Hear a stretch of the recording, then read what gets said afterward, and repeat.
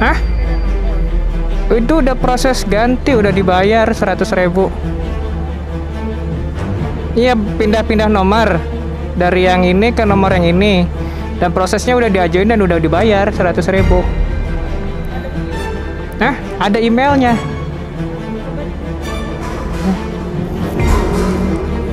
Ininya di tas lagi.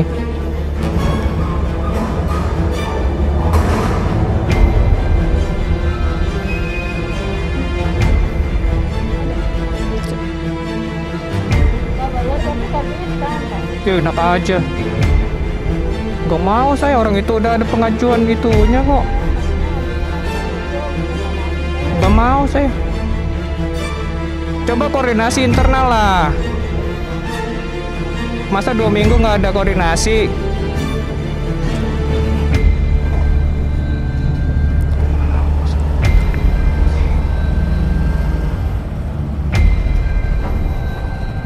Oke, kasih.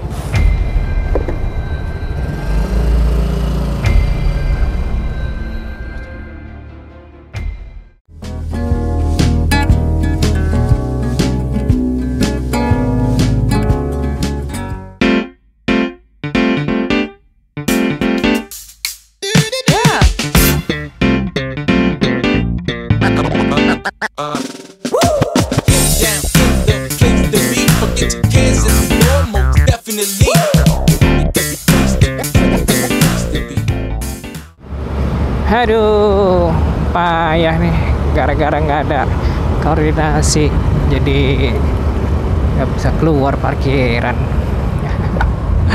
Assalamualaikum warahmatullahi wabarakatuh. Welcome to my vlog.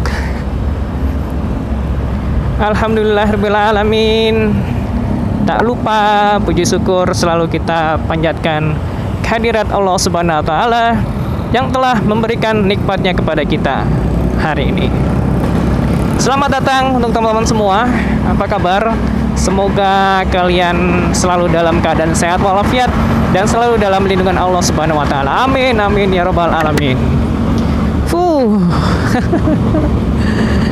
Cukup menegangkan setelah tadi terjadi perdebatan yang sengit. Itu nggak tahu tuh tadi gue sempat nggak bisa keluar parkiran karena ada perubahan nomor kendaraan. Jadi sebetulnya dari sisi gua itu udah ngajuin permohonan, lampiran dokumen yang diperlukan udah diajuin, pembayarannya juga udah diajuin dari 2 minggu yang lalu. Tapi kenapa nggak bisa keluar? Karena mereka belum proses. Internal mereka itu belum proses. Aduh, mesti dibenahin tuh sistemnya. 2 minggu, mereka punya waktu 2 minggu untuk ngebenahin, untuk update, tapi nggak diupdate. Mereka bilang belum ada email konfirmasinya yang masuk ke mereka. Tapi oke lah, semuanya udah clear dan gue kekeh nggak mau bayar, dan kekeh juga kartunya nggak mau ditahan. Karena bukan salah kita, bukan salah gue. Salah mereka, ya nggak fair dong kalau misalkan kesalahan itu kesalahan internal mereka tapi dilempahkan ke tenan, kan nggak adil juga. Oke, bukan itu yang mau kita bahas. Bukan itu yang mau gua sharing. Alhamdulillah hari ini rezeki anak soleh. Jadi tadi ada yang salah satu staff di kantor temen gua ada yang ulang tahun, dan satu-satu itu dikasih nasi untuk makan siang. Alhamdulillah rezeki anak soleh, dan nasinya enak. Maksudnya sayurnya enak, lauknya juga enak gitu ya. Alhamdulillah. Tapi lo nggak tahu sih, ngomong-ngomong makanan terenak itu apa? Ternyata menurut survei ya, menurut survei makanan terenak di dunia itu adalah nasi Padang. Keren ya, makanan Indonesia bisa mendunia. Nasi Padang banyak penggemarnya ternyata ya. Enggak hanya di Sumatera Barat atau di Indonesia, tapi juga di mancanegara. Keren ya, kita harus bangga dong ya kan. Kita harus bangga dengan Indonesia. Itu kita sebagai warga Indonesia bahwa makanannya itu terkenal sampai dengan internasional. Nah, apalagi masalah rendang, itu jadi favorit tuh, rendang. Menurut survei makanannya itu ada nasi Padang, rendang. Di posisi kedua itu ada nasi goreng. Nasi goreng hebat juga, nasi goreng. Tapi nggak tahu tahu nggak sih kalian sejarah nasi Padang itu bisa sampai terkenal ke seluruh dunia, dan kenapa kalau kita makan dibungkus itu porsinya itu lebih banyak. Nah, jadi gini, pada zaman dahulu kala, gue mau ngedongeng sejarah nasi Padang. Jadi dulu waktu zaman Belanda gitu ya, abad ke-19 itu, pada saat itu Sumatera Barat atau kota Padang lebih tepatnya itu dijadikan ibu kota ya, ibu kota government state gitu ya, nama istilah Belandanya. Jadi Sumatera Barat itu dijadikan ibu kota di sana.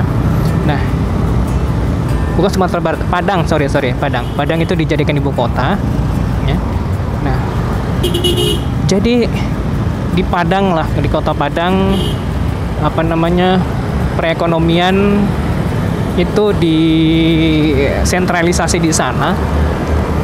Jadi semua hasil bumi dari Sumatera Barat yang akan dikirim ke mancanegara itu harus di drop atau harus melalui kota Padang dulu untuk kemudian didistribusikan. Dan begitu juga halnya sama kalau untuk mereka mau mendistribusikan barang-barang atau logistik ke area Sumatera Barat, nah itu harus melalui Padang juga gitu ya.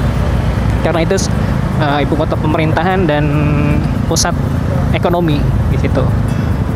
Nah, untuk mendukung proses distribusi gitu ya, untuk memudahkan dan melancarkan arus distribusi, pemerintah kolonial Belanda itu membuat sarana yang dapat mendukung lancarnya proses distribusi. Mereka membuat ruas-ruas jalan seantero Padang ya, seantero Sumatera Barat untuk memudahkan distribusi. Nah, dulu kan ya kita jangan ngebayangin ruas jalannya itu kayak sekarang ya.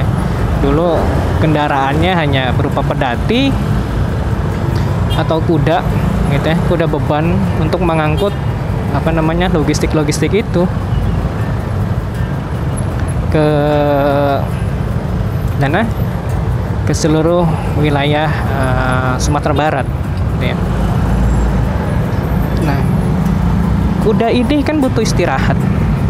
Kuda dan jokinya dan orangnya juga yang di situ juga butuh istirahat. Nggak mungkin perjalanan nonstop, misalkan dari Padang ke Bukit Tinggi itu dilakukan nonstop tanpa ada istirahat.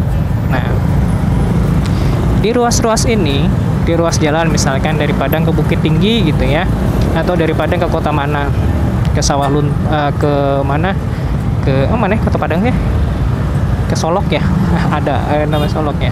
Ya pokoknya gitulah intinya, dari Padang ke Bukit Tinggi ya, itu dibagi beberapa etape.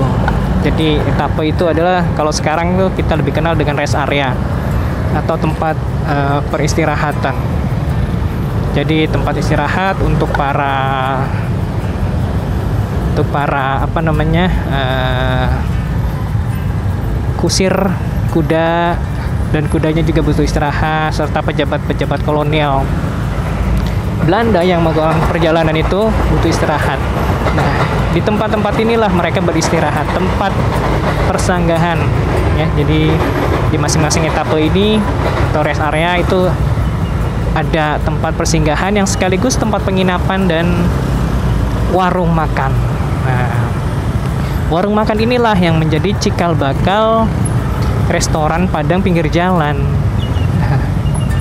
Itu ya, serunya di situ ya, cikal bakal restoran Padang pinggir jalan. Nah, di sini semakin berkembang gitu ya. Jadi apa namanya, kebetulan pada era zaman dulu gitu ya, hanya orang-orang elit yang bisa makan nasi Padang di restoran. Ini sejarahnya kenapa nasi Padang itu kalau dibungkus lebih banyak. Jadi hanya orang-orang elit atau orang-orang kaya ya pada zaman itu yang bisa makan di restoran Padang. Sementara untuk rakyat biasa, mereka lebih cenderung bawa makanan ini dibungkus ke rumah. Nah, jadi pemilik restoran Padang ya, mereka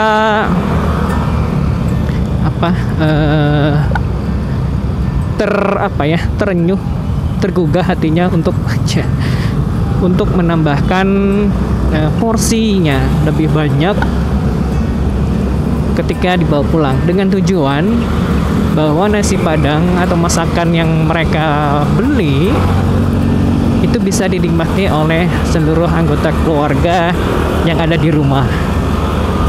Gitu. Keren ya.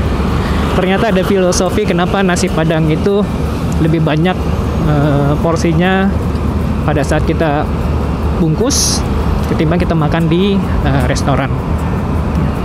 Kenapa sih kayak gitu? Ya itu tadi, ya kan, agar dinikmati, agar keluarga yang di rumah itu bisa dapat menikmati makanan yang dibeli. Sementara kalau yang makan di restoran itu kan mereka bisa kapanpun milih, bisa kapanpun nambah misalkan. Nah, tapi ada sumber lain juga yang bilang ya, itu sebagai bentuk penghargaan dari pemilik restoran atau rumah makan Padang terhadap customernya, terhadap loyalitas customernya. Jadi mereka royal ya, bentuk penghargaan. Nah, jadi ditambahin deh, dilebihin. Nah, jadi ada dua cerita nih, ada dua versi. Yang pertama itu agar keluarga yang di rumah bisa menikmati masakannya. Kemudian sebagai bentuk royalitas atau penghargaan dari pemilik restoran nasi Padang terhadap konsumennya. Itu keren ya filosofinya. Nah, kenapa nasi Padang itu bisa terkenal sampai keluar Sumatera Barat? Jadi pada tahun 1960 ya, tahun 60-an lah ya. Di situ ada pemberontakan PRRI, jadi pemerintahan revolusioner Republik Indonesia di Sumatera Barat ya. Ada pemberontakan itu.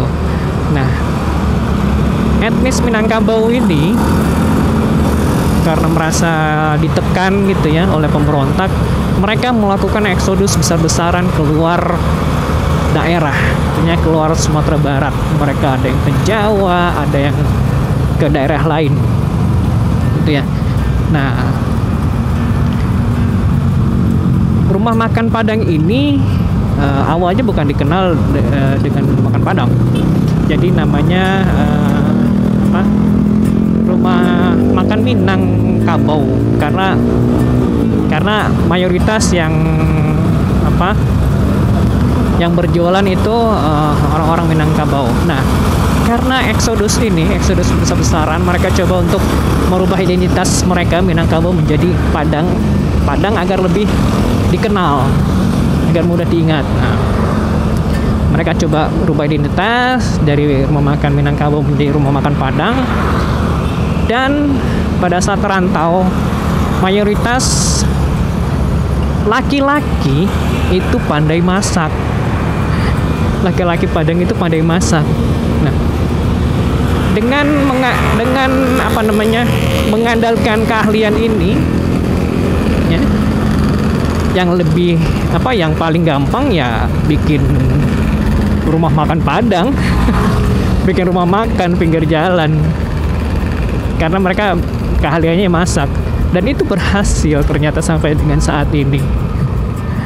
Jadi dikenal rumah makan Padang atau nasi Padang dikenal di luar Padang, bahkan sampai dengan ke mancanegara. Mau tahu nggak, restoran paling jauh itu ada di Amerika Serikat. Wow, sudah nyampe sana ya, kalau nggak salah di mana ya, di New York atau di Los Angeles gitu. Itu udah nyampe sana nasi Padang. Keren. Kita bener-bener nggak mengira gitu ya, nggak mengira bahwa masakan kita akan terkenal sampai dengan mancanegara dan bahkan diminati oleh orang-orang luar Indonesia. Karena mungkin ada satu rempah, karena orang-orang Padang itu pandai meracik bumbu sehingga rasanya itu mantap di lidah. Itu yang menjadi daya tarik dari nasi Padang itu, ya. Dan ada yang bilang kalau nasi Padang di Padang sana, di Sumatera Baratnya sana, itu lebih enak daripada nasi Padang di luar Sumatera Barat, karena kualitas bahan atau jenis bahannya itu berbeda. Yang ditanam di daerah sana dengan kualitas bahan yang ditanam di daerah lain itu beda. Jadi itu akan mempengaruhi rasa dari bumbu yang diracik untuk masakan Padang gitu ya. Jadi begitu cerita dongeng kita hari ini. Dongeng sejarah nasi Padang. Ya, segitu dulu dongeng malam ini. Semoga kalian terhibur dan semoga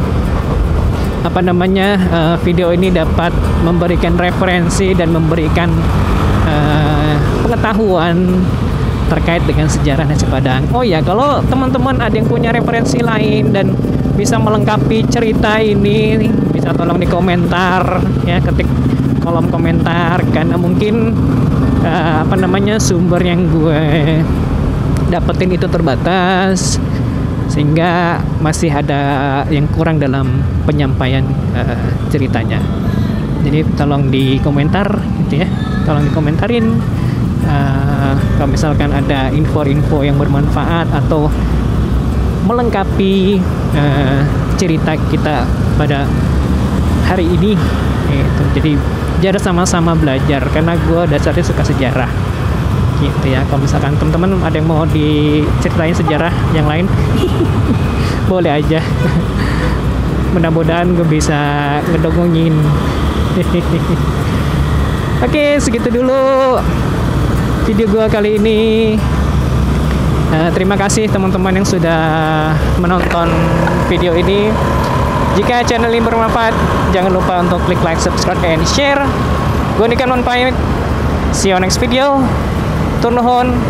Assalamualaikum warahmatullahi wabarakatuh. Miss ya.